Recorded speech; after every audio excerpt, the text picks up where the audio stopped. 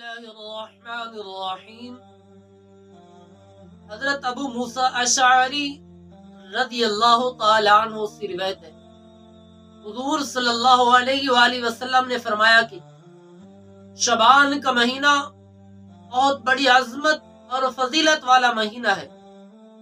हुजूर सल्लल्लाहु अलैहि वसल्लम ने फरमाया कि अल्लाह सुब्हानहू व तआला शबान की 15वीं शब में अपनी मखलूक की तरफ नजर रहमत फरमाकर उनकी मगफरत फरमा देता है।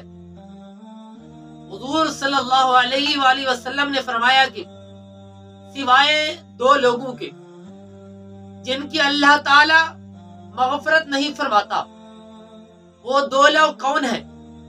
उनमें से पहला शिरक करने वाला और दूसरा बोझ रखने वाला।